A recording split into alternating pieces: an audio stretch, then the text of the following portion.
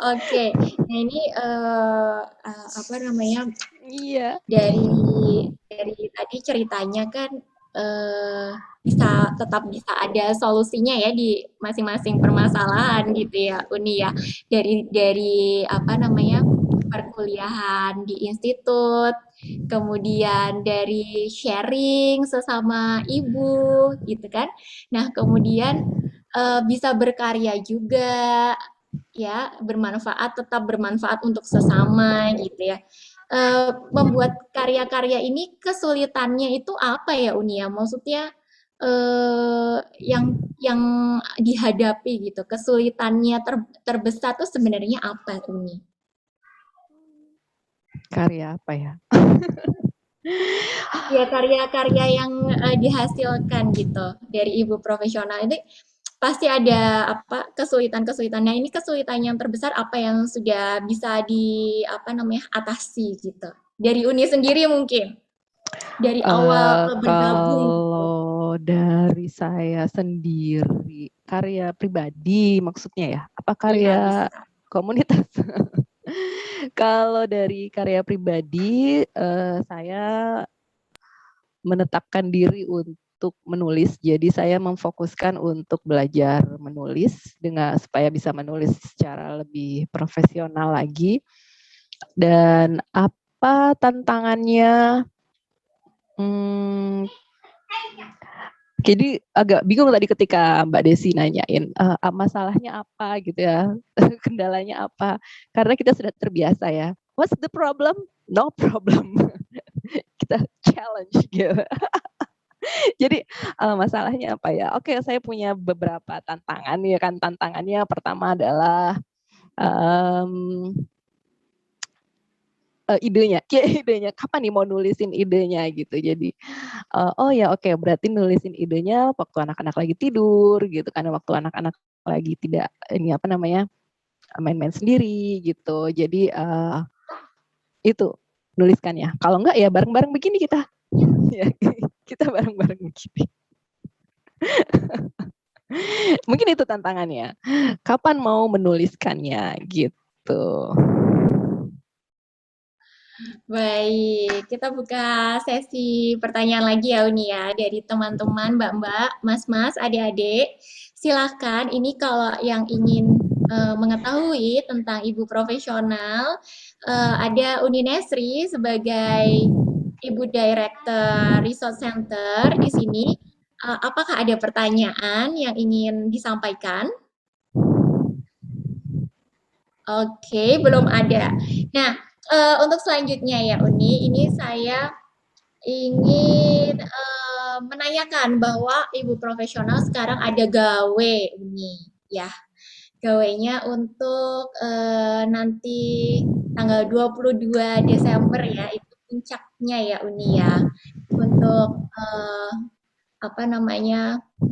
Satu dekade begitu ya. Nah, ini bisa diceritakan ini apa saja yang disiapkan, kemudian bagaimana keseruannya.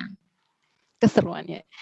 Jadi tahun ini kita akan mengadakan konferensi Ibu Pembaharu.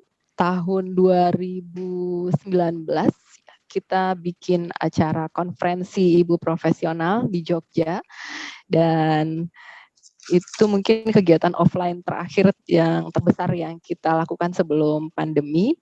Ketika itu kita sudah menggunakan konferensi online waktu itu dengan teman-teman dari Everymania dan IP Asia.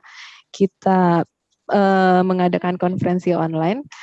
Terus juga teman-teman yang dari seluruh pelosok Indonesia yang tidak bisa hadir, kita siapkan untuk konferensi online. Nah, pada waktu itu kita sama sekali nggak berpikir bahwa kita akan menghadapi pandemi seperti ini, dan kemudian tahun ini kita akhirnya betul-betul melaksanakan konferensi secara online, insya Allah 100% online, yang namanya konferensi Ibu Pembaharu. Jadi lanjutan dari konferensi yang tahun 2019 itu, tahun 2021 kita menamakannya Ibu Pembaharu karena kita ingin supaya para ibu di apa namanya di Indonesia ini, para ibu ini untuk menjadi change maker, untuk jadi pembaharu yang memberikan apa ya istilahnya, memberikan perubahan yang menuju ke lebih baik untuk di Indonesia dan juga di dunia. Saat ini kita sedang mengadakan sayembara menulis ya, catatan ibu pembaharu ya kalau nggak salah. Jadi kita bikin tulisan, monggo ini teman-teman kalau misalnya teman-teman mau ikutan juga boleh, tentang bagaimana teman-teman melakukan perubahan di lingkungan teman-teman sendiri gitu. Nah, untuk contoh nyatanya ini ada nggak Uni? Seperti apa ini biar ada visualisasi atau bayangan-bayangan dari teman-teman untuk ibu pembaharu, Contoh, change maker seperti itu. tahun 2019 kita sudah bikin apa ya istilahnya, penghargaan award, Change Maker Award. Jadi ada 3 orang yang kita berikan penghargaan sebagai seorang change maker. Jadi yang pertama itu dia bikin omah dolan ya. Jadi kalau nggak salah itu Mbak Resi itu bikin omah dolan. Dia membangun semacam apa ya, rumah untuk tempat bermain ya. Jadi membagikan permainan-permainan tradisional. Lalu ada juga yang mendirikan semacam apa ya, TPA juga rumah baca di tempat di sekitar tempat tinggal mereka. Lalu ada yang menginisiasi pembentukan sekolah apa ya istilahnya, sekolah untuk anak-anak, khusus untuk anak-anak di lingkungan rumahnya. Juga ada yang menginisiasi komunitas masjid ya, jadi ibu-ibu yang biasanya suka ngumpul-ngumpul itu kemudian disatukan, kemudian diajak belajar bareng dan mereka menyebutnya komunitas masjid karena dilaksanakan di masjid. Ada banyak sih kemarin itu untuk nominasi Changemaker Award-nya itu ada yang bikin sekolah apa namanya, sekolah untuk anak-anak usia dini, lalu ada yang bikin buku, kemudian ada banyak hal yang bisa kita lakukan untuk mengubah ya, untuk memberikan perubahan di lingkungan sekitar. Wow, menarik. Oke, jadi menambah manfaat, menambah skill diri, mengasah diri dan potensi begitu ya Uni ya. Meskipun para ibu berada dari rumah gitu kan ya. Apalagi zaman sekarang kan ya, di zaman pandemi ini pastinya ada apa namanya, biasanya nih kalau misalnya ada situasi yang menekan, ada situasi yang menghambat, biasanya akan timbul inovasi-inovasi. Nah, pastinya nih. Makanya apa sih inovasi teman-teman sekarang ini selama ada pandemi, kayak misalnya ini masker aja nih ya, teman-teman yang apa namanya, masker itu sekarang kan kalau dilihat-lihat tuh ada yang dikasih manik-manik gitu kan. Tapi tetap dengan fungsinya gitu, tapi kelihatan indah sekaligus tetap dengan fungsinya. Jadi ada banyak inovasi-inovasi yang mungkin bisa dilakukan selama pandemi ini yang mungkin bisa merubah mindset teman-teman atau di lingkungan masing-masing gitu. Kayak misalnya dulu tuh kita nggak pernah kepikiran bakal ada temu virtual talk kayak gini. Kalau misalnya temu alumni itu pasti offline dan itu ntar acaranya akan dilaksanakan di mana gitu. Dan itu udah kepikiran, aduh susah nih gitu ya, mesti bawa anak, mesti menyiapkan ini dan itu gitu. Apalagi kalau misalnya acara kumpul-kumpulnya itu di Semarang gitu kan ya. Wah kayaknya nggak bakal ikutan nih. Nah tapi bulan depan rencananya malah mau bikin rapat besar rapat anggota besar atau apalah itu namanya. Dan rencananya juga online kan. Nah itu menarik banget loh. Nggak kepikiran kan dulu bakal ngumpulin alumni kayak begini. Ini adalah salah satu bentuk perubahan yang kita lakukan. Yang merupakan salah satu impact baik ya dari pandemi ini.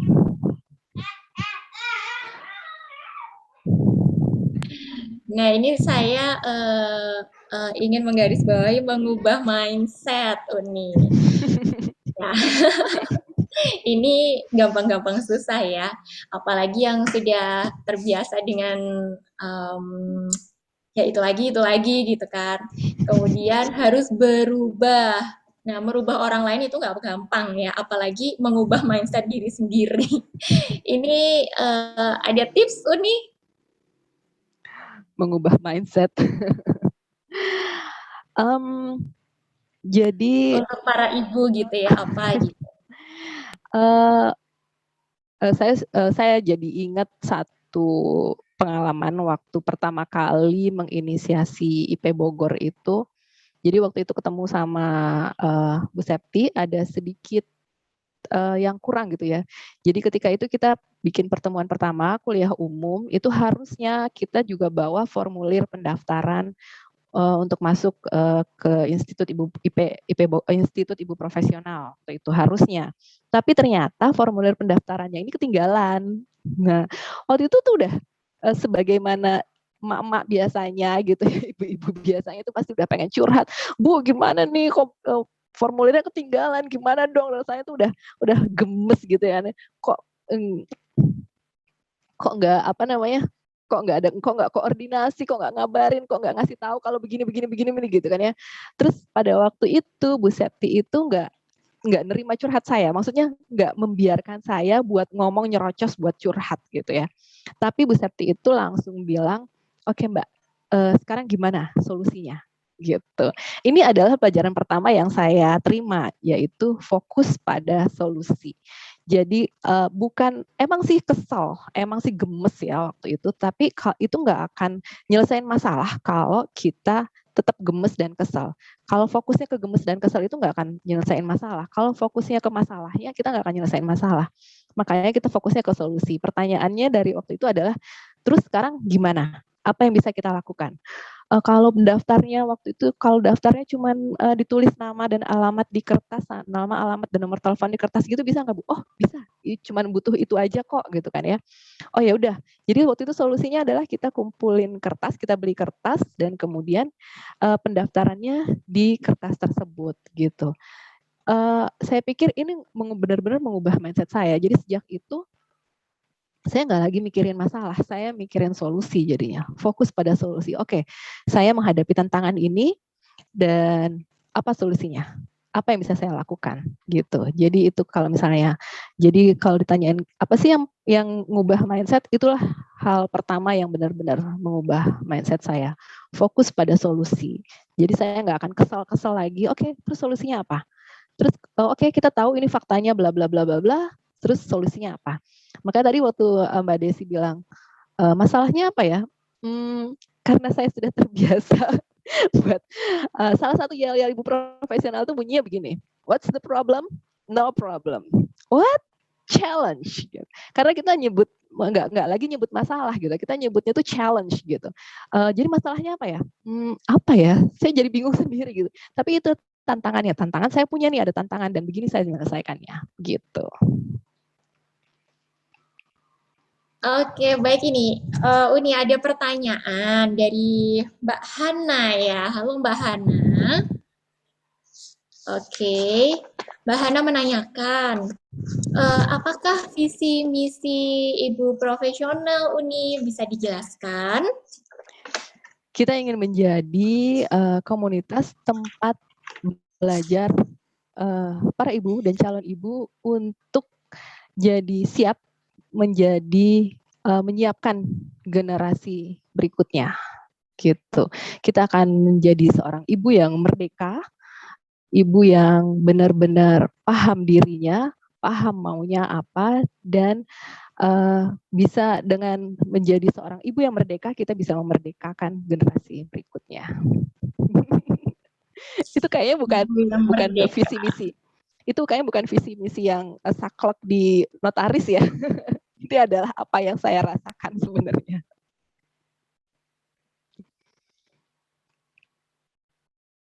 Oke, untuk selanjutnya masih ada pertanyaan ini Uni di kolom chat. Ada dari ini saya bacakan juga ya, ada yang menanggapi, Mbak Ari Nurul. Halo Mas, masih main sini. Oke, kemudian ada Mas Imam Faisal Hamzah, ini rekan saya di 2006. Silahkan rekan-rekan, terima kasih sudah hadir dalam AVT 4 kali ini. Silahkan untuk yang hadir mengisi daftar hadir dan saran untuk AVT 5. Nah, kemudian ada juga pertanyaan ini satu lagi dari Mbak Mas Nurul Atik ya. Mas Nurul Atik dari alumni 97. Nanya ya, Ibu profesional kenapa menggunakan istilah profesional? Nah, ini kenapa ya, Uni ya? Jadi gini, selama ini sebelumnya itu orang menjadi seorang ibu itu sudah nikah, lalu kemudian ditanyakan ya, udah isi belum gitu ya, anaknya udah berapa, kalau misalnya udah nikah gitu, kalau belum nikah kan kapan nikah gitu ya, kalau misalnya udah nikah udah isi, terus anaknya berapa gitu ya, seolah-olah menjadi ibu itu adalah konsekuensi logis dari menikah gitu.